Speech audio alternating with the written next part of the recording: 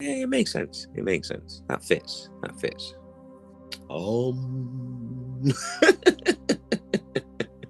Right. Okay. Let's get serious. Let's get serious. And that. Yeah. Welcome to the show. You know, obviously my name's Diligent Fingers, and if you're not live and you're listening back, thanks for listening. But if you do join, you know, and you feel like you want to add anything, feel free to leave, you know, a little comment, a little voice comment, you know, and I'll play it out and include it for everyone. But basically, excuse me, title of the room being being depressed and trying to find a safe space, which may sound a bit, you know, snowflakey. But you know, it's probably one of the realest sort of statements, you know, that you can put out there in terms of, you know, suffering from depression and suffering from mental health. The reason why I've started this show, this broadcast, this podcast episode in a sense, as well, is I just keep finding myself in these positions where, you know, I feel like I will be in a safe space and I open up to people about things. And then I just end up finding myself having to defend things, being defensive, maybe getting a bit too sensitive, maybe getting a bit too emotional about things, maybe getting a bit too overwhelmed, you know, and that leading to further wanting to isolate yourself, rather than wanting to integrate and mingle and go and see people and things like that, because you end up getting anxiety about how a situation is going to turn out, rather than it just being a good situation or being a good space to be in. I find myself very uneasy, even when it comes down to like phone conversations or, you know, text-based conversations like on social media, and things like that, because, you know, I can go into a situation with the best of intentions, but I never know how it's going to end.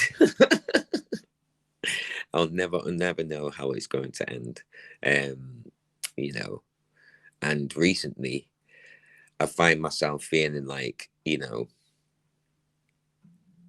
I find myself feeling like everyone wanting to help doesn't end up actually helping. If you know what I mean. Such a bit of a like a conundrum of sorts, you know. I've been very, very depressed recently. Really, really depressed. There's been a lot of things that have been going on that have really sort of just got me down. Um, if you follow me on any other social media platforms like Instagram, Facebook, or Twitter, you would have seen that I've been writing some very long statuses about what's going on within the music industry. Um, you know, if you've been following me for a while, then you know that, you know, I don't tend to hold my tongue about things that I'm very passionate about, and that's so the music industry, mental health, how the little guy is treated more than, you know, how the big guy is being praised, and things like that. But in the background, I've been having a lot of problems with like family members, certain friends, whether they're old or new friends, and things like that. I had an old friend try to publicly humiliate me in regards to my mental health. You know, I used to do a lot of videos and talk a lot about mental health and talking about my experiences and my perspective and things that I've learned going through therapy sessions and counselling sessions over the last sort of 6-7 years. And an old friend from like 10 years ago tried to publicly humiliate me on social media, and that turned into a whole ordeal. And that's supposed to be someone that's a friend, you know, maybe an old friend, maybe someone that I've not seen for nearly 10 years, but still a friend, someone who's supposed to have known me at some point. And he knew me at a very low point in my life, so that was all the more shocking and harder to deal with, because it was someone of that nature. If it was just a random person online, it'd be fine, I can just ignore them. Do you know what I mean? But because it was supposed to be an old friend, I think that's what made it worse. And again, it's an example of where I went into a situation. To give context to that situation, I'd been publicly talking about problems that are within the music industry, and I put up a status stating that I can explain things as much as I want, but some people aren't going to listen. And the public conversation started off well. I'm getting comments back from this guy like, oh, I don't know why you bother, just focus on you and just let dickheads be dickheads, that kind of stuff. And I questioned that, and I was like, well, shouldn't I be calling these dickheads out? Shouldn't we be calling these dickheads out and stop them from being dickheads, so then the bullshit doesn't carry on? And instantly he was like, oh, well, I'm just thinking about you. You've got the weight of the world on your shoulders, you're always talking about political issues and your mental health. I just don't think it's good for you to carry on doing this and stuff. And I'm like, well, I thank you for your concern, I appreciate your concern, but I'm not going to get into things that I don't think that I can handle. And from there it just turned into an argument. It was just like, oh, you're looking for a debate. See, I'm just trying to be nice, but you're always looking for a debate online and and all this kind of stuff. And to begin with, I'm just like, well, I put up a public status, you replied to it, I'm replying back to you. You don't like how I'm replying.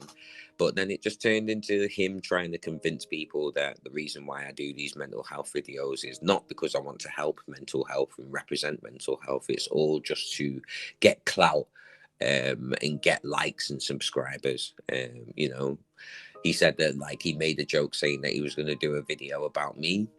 I entered YouTuber mode and preempted his video and stated that all he was going to do in terms of talking about how much he knows me is use things that he's seen online, because we've not seen each other for 10 years. That's a logical statement to make. He made his video and that's exactly what he did. He just based his knowledge of me on what he'd seen of me online.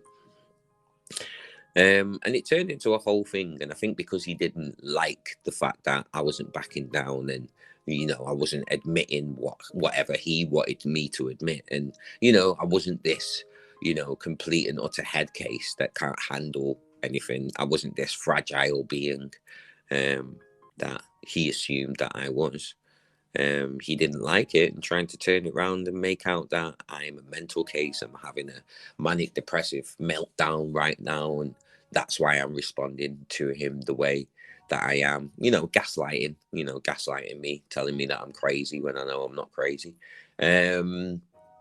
All of that, like, I remember getting, whilst all the commotion was going on and everyone seeing what's happening online and telling me not to just ignore him and not get involved and all this kind of stuff. I remember getting an invite to a Facebook group, a Facebook message group. And the person who invited me happened to have the same name as one of my actual friends. So I was a bit confused, but I went into the group and I found videos of myself in there from mental health videos that I'd done, from even like private videos that I'd sent to this guy, because we were also arguing in private, in like private messages. He's taken those videos and put them in this private message group, and they're all taking the mick out of me. And that, so it was a big thing, and it really made me question everything that I was doing at that moment in time. It really made me question how people see me,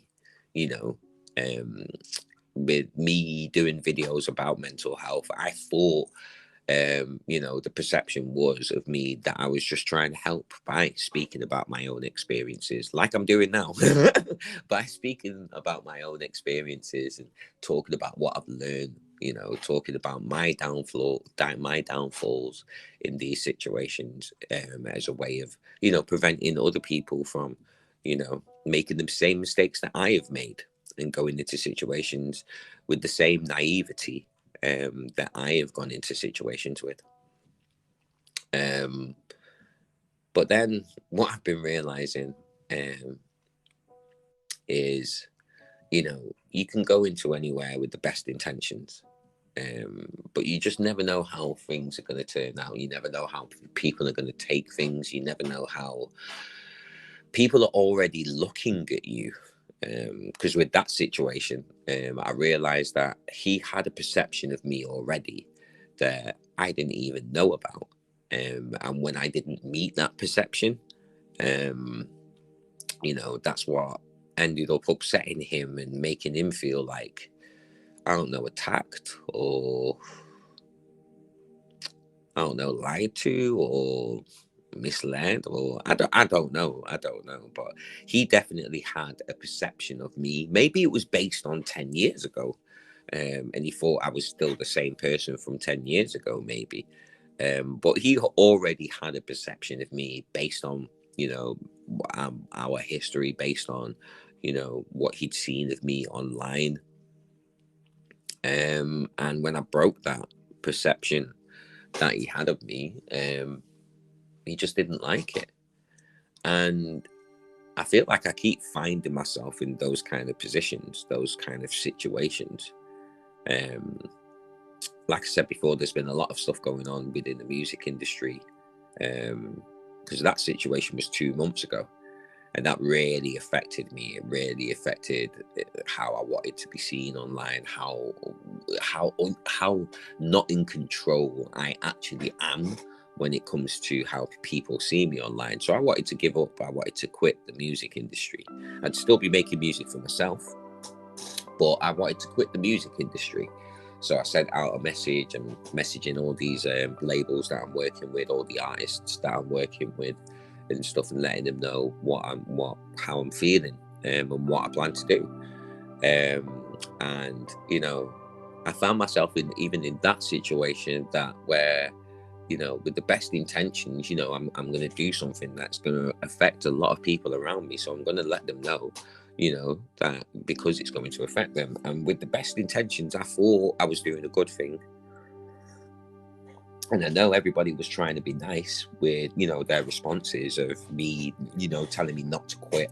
I'm so talented, you know, I'm so talented, and it'd be a shame if I quit and, you know, I let these things get in the way of my talent and my passion and things like that. But, you know, what they didn't realize is, you know, because of what had happened, it brought me close to self-harming myself.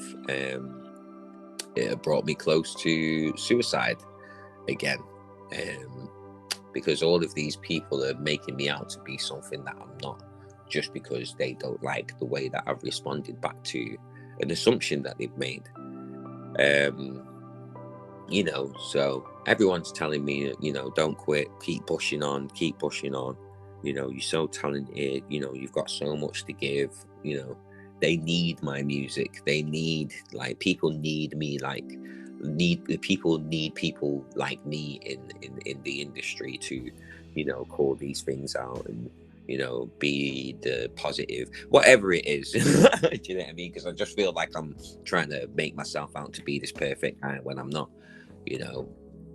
But I recognize everybody is trying to be nice, but what they're not realizing is it's just completely going against how I'm feeling at the time, which is to just, you know, quit it all, and just, like, not hide away, but just find another way. Because as much as music is my passion, having to deal with social media and, you know, being online to promote my music, and people having such easy access to me in that way,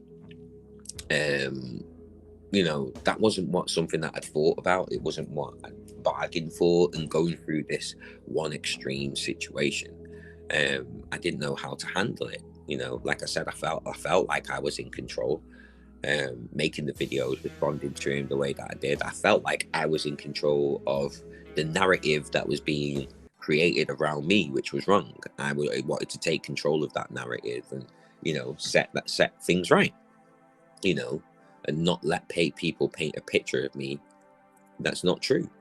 But in doing so, I ended up exposing myself a lot more than I had intended to. And as a result, you know, people were able to manipulate that. And it brought me to a really, really bad place. It brought me to a really bad place. And everyone who's telling me not to quit the industry, you know, they're just thinking about how talented I am. You know, they're thinking about, you know, what it is that I can provide to everyone rather than, you know, what it is that I'm actually going through. And when I would tell people, you know, this is the point that it's actually bringing me to, do you know what I mean? It is my talent. I'd say to people, is my talent worth me hurting myself over? You know, and when they'd all say no, you know, it's not worth that. Like that's when they would understand. But some people wouldn't even understand at that point. They would feel like I'm, you know, I'm saying that they would feel like that I'm taking whatever they're saying is I should carry on hurting myself, you know. They would misconstrue what it is that I'm saying. So then I'd have to explain, no, that's not what I mean. I mean, going through situations where people can attack me online is bringing me to the point of wanting to hurt myself. And the only reason why I'm in the position where people can attack me online is because I make music and I put the music out there. It's because I present myself as some sort of public figure, even though that's not my intention. All I want people to do is just listen to the music. But for people to hear the music, I've got to present myself in a certain way. I've got to put some of myself out there for people to relate to me, connect to me, and then want to listen to my music, you know? And if I didn't have to do that, then I wouldn't be in these positions where people can, you know, publicly humiliate me, you know, on social media platforms. But people didn't understand, people don't get that, you know, and you end up feeling like, you know, you're not the important part of these conversations. In this instance, you know, it's my talent that's the more important part of the conversation, but because my talent is attached to me, then, you know, they want me to stay so I can still I can still be talented and do this thing, you know, that everyone wants me to do. They're not getting that that's the very thing that I want to get away from, the pressure of it all. They're not understanding that what they're actually doing is just putting pressure on me to do what everyone else wants, you know. I remember saying to somebody, you know, one of my friends around that time that I was talking to, like, is it so bad me working at Tesco's or Walmart? Or do you know what I mean? Is that so bad, really, for me to be that type of human being that just has a normal job and just lives a normal life, even though, you know, I've been trying to live a life of being a musician for the last nearly 20 years. And not even that I've been trying, it's just a hobby that I just happen to be really good at. You know, I just happen to be really good at making music and doing stuff involving music. But I end up feeling like, you know, well, what about me? What about me, the person? When does me, the person, actually matter?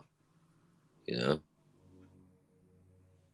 So, like I said, recently, that was all 2 months ago, and you know, I got myself around to, you know, still being involved in the music industry, but you know, I'm gonna call certain things out, you know, certain bad things out. You know what I mean? In the meantime, there's a lot of like craziness going on in real life, you know, with my family. You know, I've got family members in hospital, in and out of hospital, elderly family members that, you know, are coming down with dementia and, you know, having heart problems and lung problems and things like that. You know, and, you know, my immediate family are just we're a dysfunctional family, meaning that we don't get on. We don't get on, say, 80-90% of the time. I'm just trying to be nice as possible here because, because this is going to be a podcast, there's a chance that people can hear it. And I've talked about these things before, and they've gotten upset when I've, when I have been more specific about things. But just to summarize, me and my family don't get on. We don't get on as a family. We're dysfunctional. And a lot of that dysfunction has been going on behind the scenes, whether it's involving me directly or whether I'm hearing about it, because even hearing about dysfunction can just be stressful, especially when it's between family members. And even that can be stressful because you're running around in your brain. Why is this happening? Why are people acting the way that they're acting? Can't they see this? Can't they see that? Can't they see what's more important? Can't they look at the bigger picture? All that kind of thing. Frustration, resentment, envy, jealousy, all that kind of stuff that happens in families. But it's been happening a lot because we've also been in lockdown. Do you know what I mean? So things are a lot more stressful. So that's all of that has been going on at the same time, as well as what's been going on with the government. I say all of that to say we're all going through a lot at this moment in time. But in terms of like my experience, I'm trying to find ways to, stay positive, stay productive, not let the PTSD,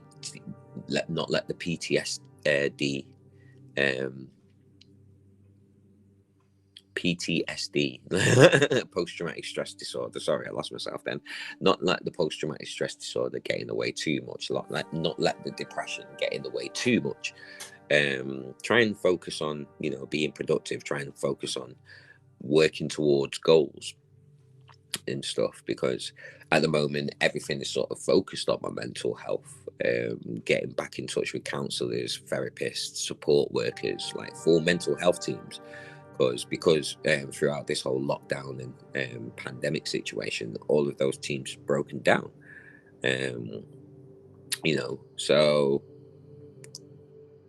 a lot of stuff. I say all of that to say is that a lot of stuff is going on in the background, as well as what's going on in the music world.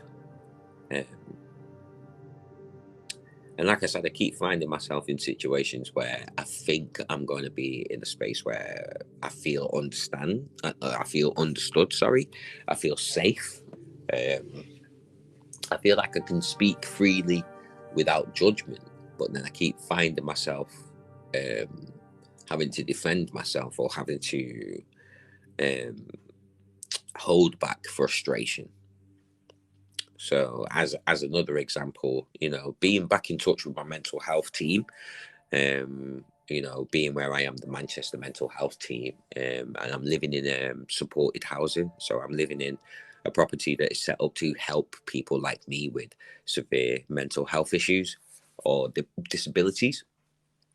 And the staff here have been absent because they've had to, social distance and all that kind of stuff. Everything's been sort of phone call based. So with everyone coming back, I'm thinking, cool, this is going to be good. Things are going to start picking up again. Things are going to start getting back to normal. And I can start speaking to, proper counselors and proper therapists again, meeting up and having sessions again, rather than depending on the Samaritans, calling the Samaritans whenever, things get a bit too deep. But there's times where I'm having to defend my frustration, because they ask me how I'm doing, and I will explain I am suicidal. I have thoughts of self-harm regularly. I have thoughts of suicide regularly, but I am trying to deal with them and trying to stay productive. Do you know what I mean? But this is a real problem, and I don't want it to get to the point of where I was, 7 years ago, when I did actually try to kill myself, and I was actually harming myself. And I'll get frustrated because tell them my story, I'll tell them my experiences, and you know, they'll tell me that cool, they understand what I'm going through, and you know, here's this number and here's that number to call if I ever need them. But you know, they're gonna get back in touch with me 3 months later. 3 months later. And I want to get angry because I know that is an unreasonable amount of time to, you know, not have contact with somebody who has just told you that they have regular thoughts of suicide and regular thoughts of self-harm. You know, telling them that you'll be back in touch 3 months later is highly inappropriate and doesn't, you know, make the person feel safe, or, you know, acknowledged. But at the same time, I understand that, you know, they are short on staff. They are severely short on staff, and they now have an extreme workload. Instead of it being one support worker to 10 people, it's now one support worker to 30 people or 40 people or 50 people, or, you know, a team of 5 to deal with 50 people. Do you know what I mean? Or a team of 10 to deal with 50 people. You know, I understand that they're going through, you know, a lot of obstacles themselves, but then it doesn't make me feel any better that I still have to be in this wilderness for a longer time than I expected. And it's been a year and 16 months has been a long enough time that of not having any help already. Quick smoke and a brew break.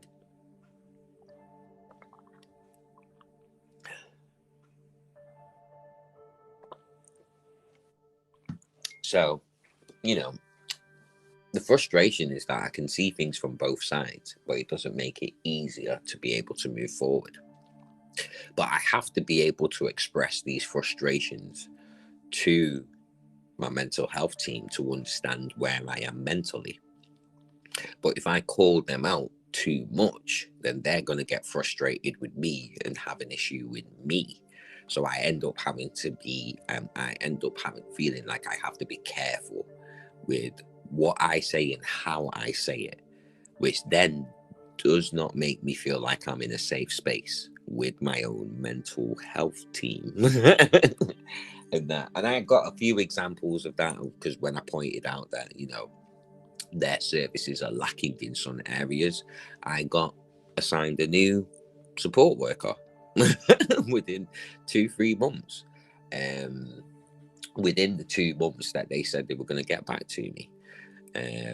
Now, I don't know if it's necessarily because of me, but again, it didn't make me feel safe. It didn't make me feel acknowledged. It didn't make me feel, you know, as if my feelings or my situation was being considered.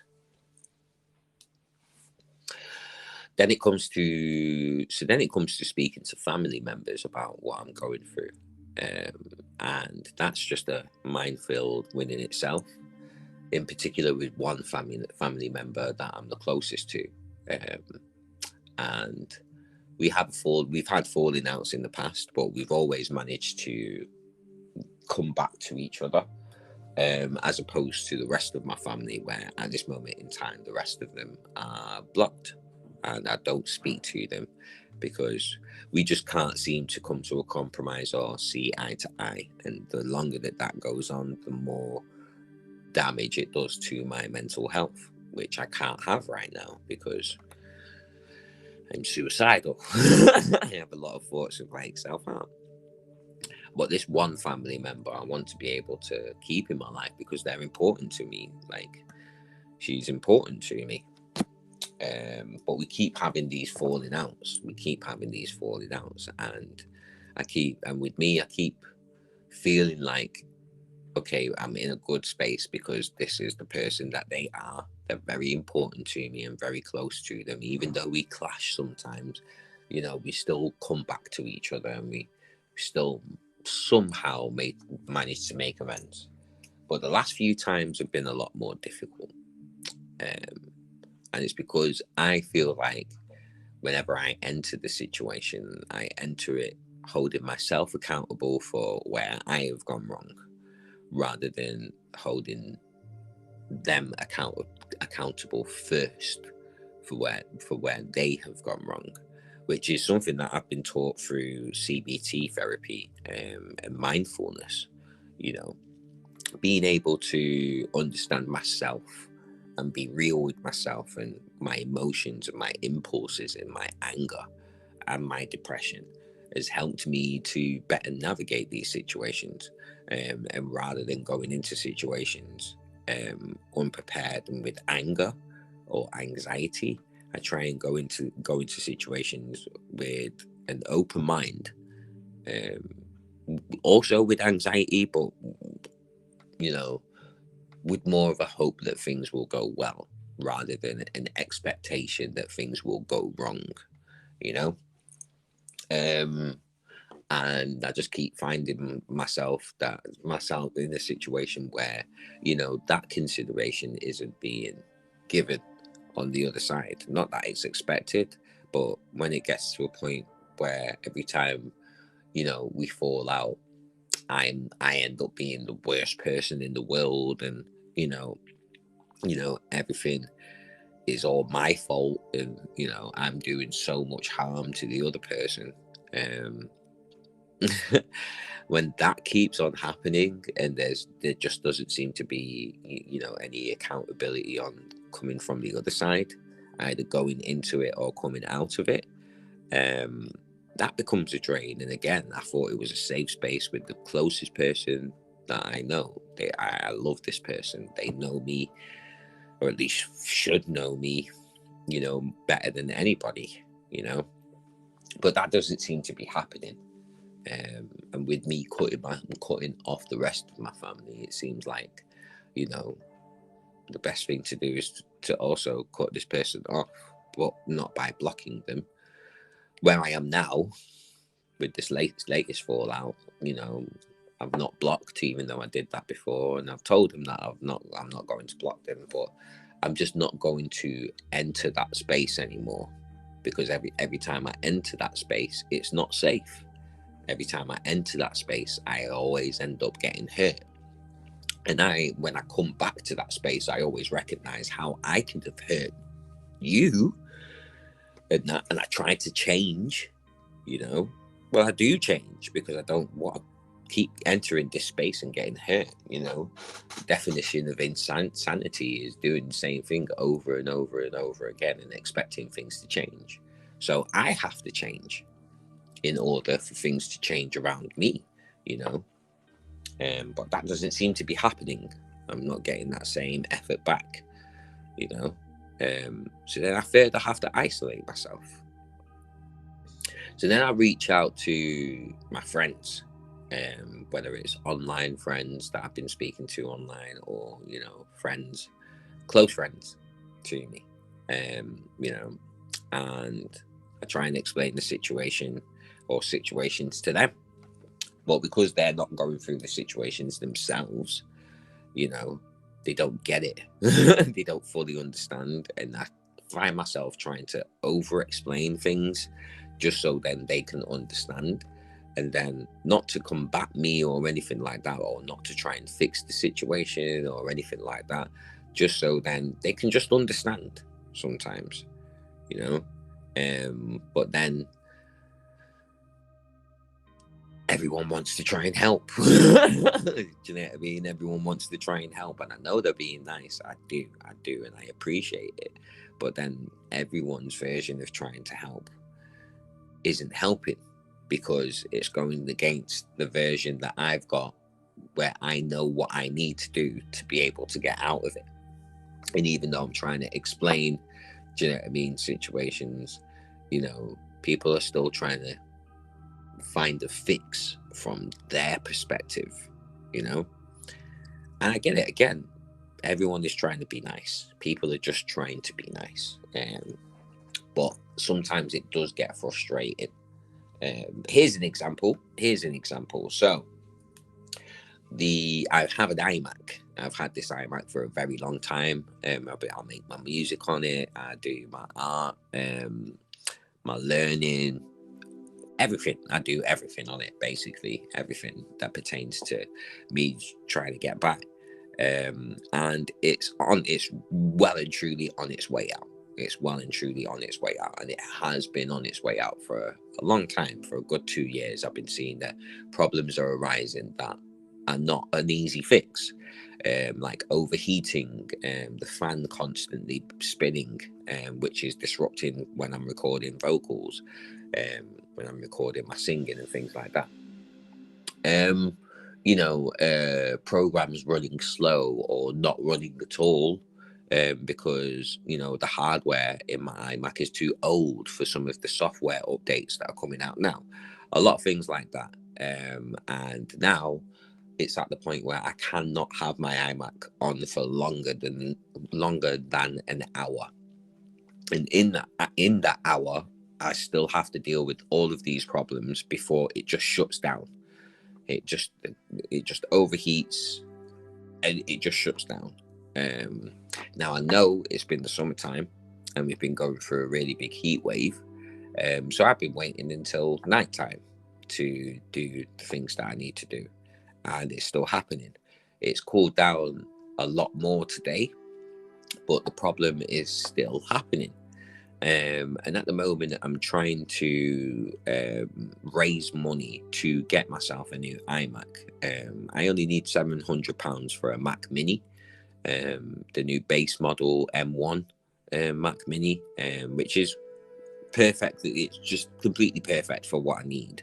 It's brand new, updated, all that kind of good stuff, and it's the cheapest sort of Mac-based desktop computer that I can get from Apple as it stands right now, compared to their MacBooks that are over £1,000, their other iMacs that are over £1,000, even their iPads, which I could use, but they are over £1,000. Like for the iPad Pro, that's over £1,000 in that. But so this Mac Mini is the easiest thing, and the cheapest one that I can get to be able to just transition easily and just carry on what I'm doing. Plus, if I do get it, I'll be able to do a lot more things that I can do now with the current machine that I've got.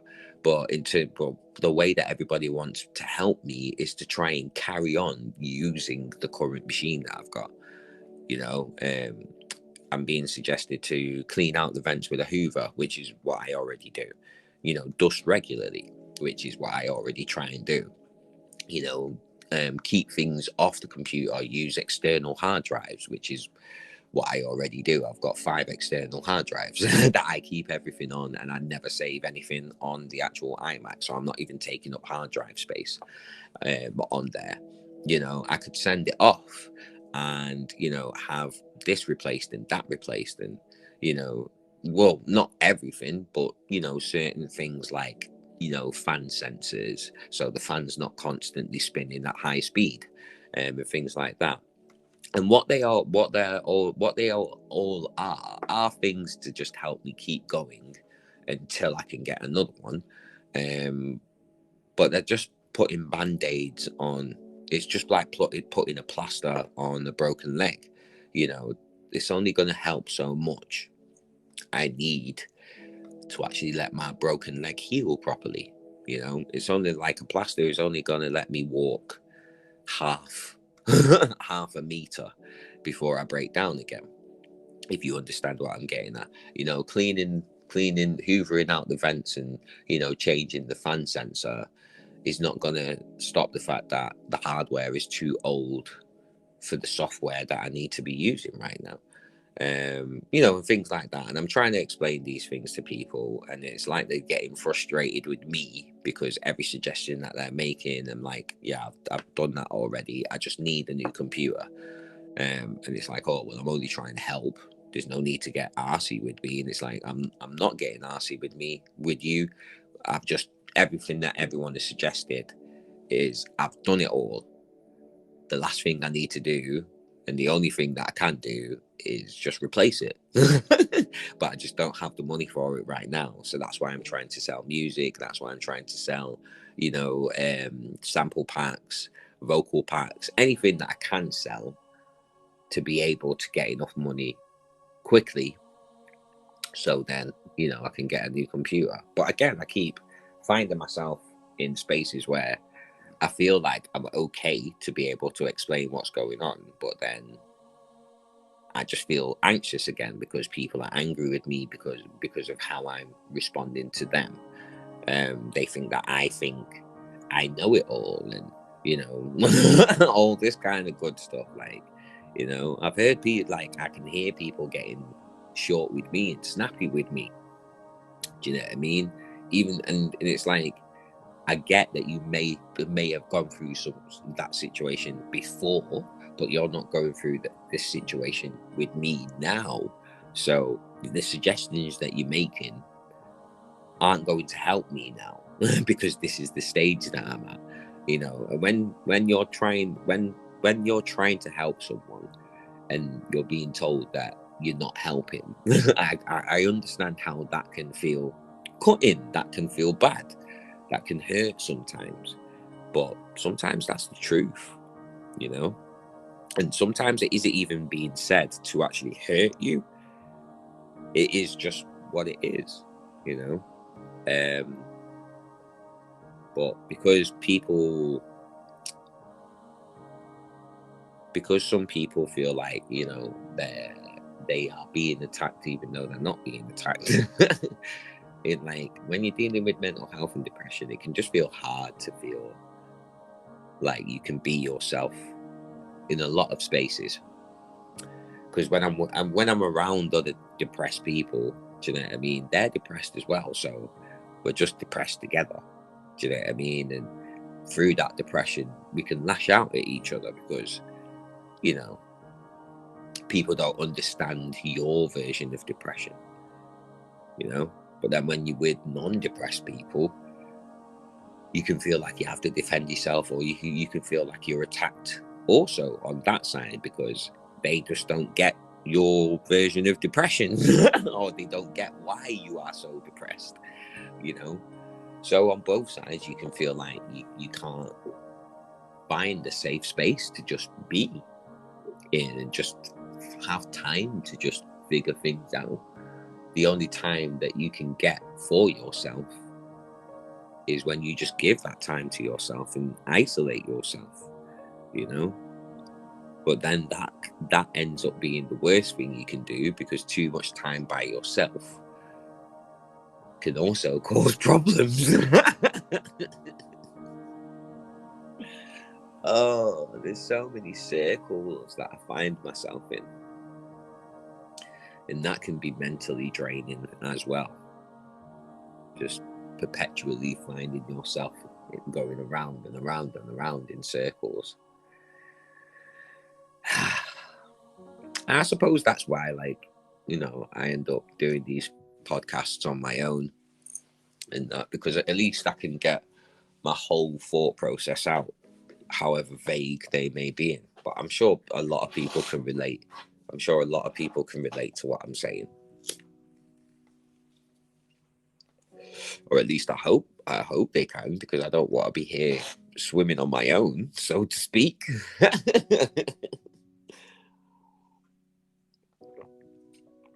Quick cup of tea, swig break. You know, I don't want to be here alone forever. No one wants to be alone forever. But I think when you're suffering with depression and you've not got a lot of resources around you, it can feel like you're going to be alone forever. You know, you can feel like you're always going to be dealing with these problems by yourself, you know, because sometimes everyone trying to help doesn't actually help. Do you know what I mean? And, you know, what ends up happening is, you know, people get sensitive about their help not being appreciated, rather than just trying to understand the person who needs the help in the first place, you know. Sometimes we can get lost in, you know,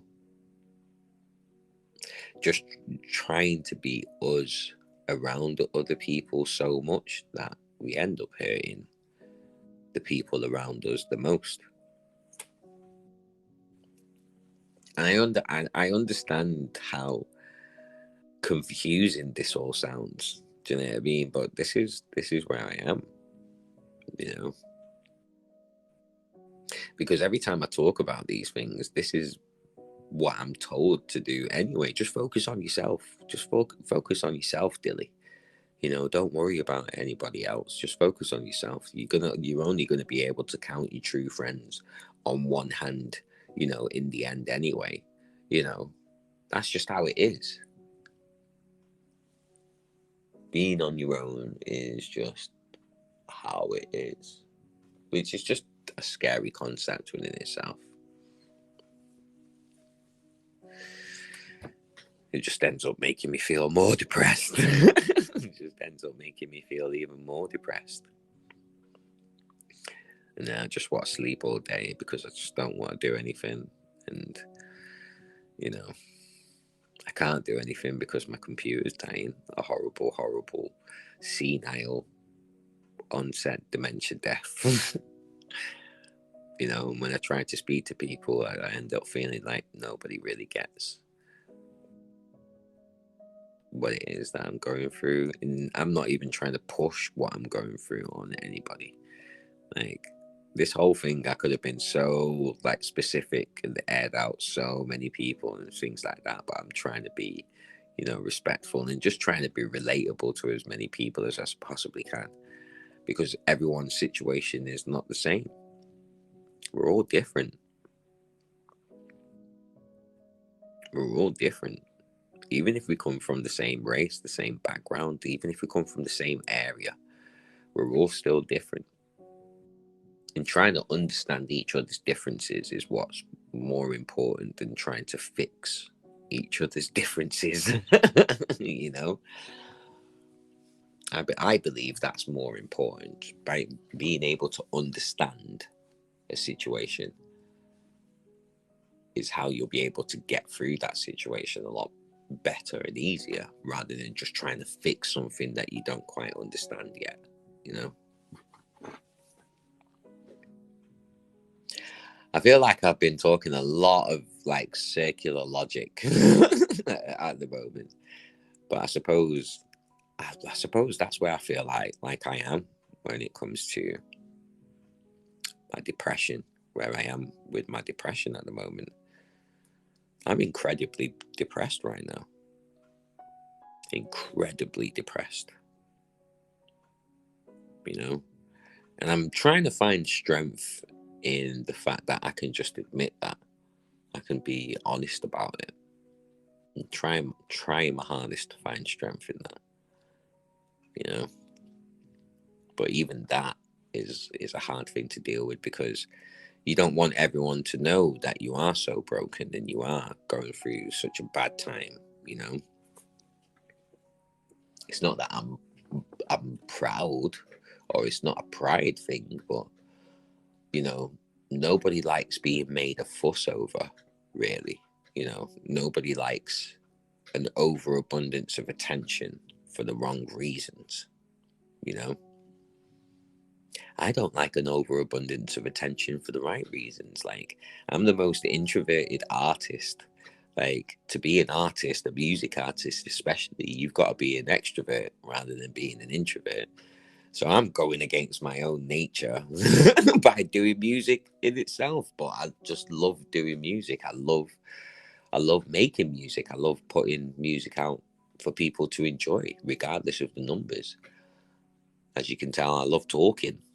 I love having conversations. I love having debates, not arguments, but debates where I feel like I can learn something. You know, I can take something away and add it to my arsenal going forward in this journey of life, you know.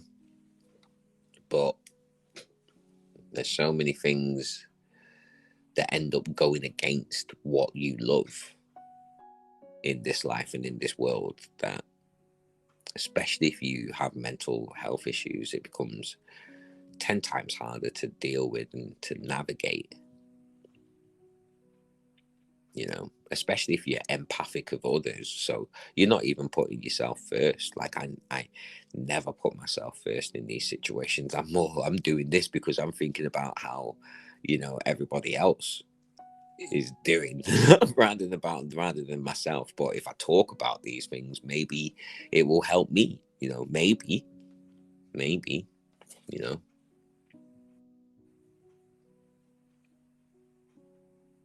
I feel like I'm a walking paradox. I feel like I'm almost a walking contradiction to myself more than anybody else. But yet, I need people. I need everybody else to an extent, you know, to a point. We all need people. We all need people. We can't all go through this completely on our own. We all need help.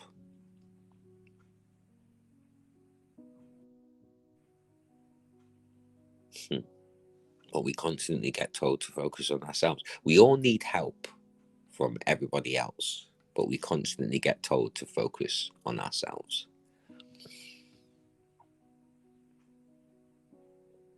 Weird. Strange. But it's life, I guess. Life is strange. Life is strange. Oh no. I don't know if anybody's getting anything from this, but I hope it does help in some sort of way. I don't even think this is going to be valuable because there's no drama. There's no drama. There's no screaming. There's no shouting. There's no, you know.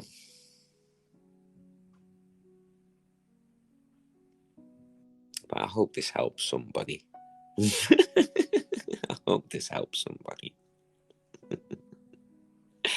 So if you have been listening, thank you. Thank you for listening. I hope you have an amazing day, an amazing week. Take it easy. And as always, blessings to you all.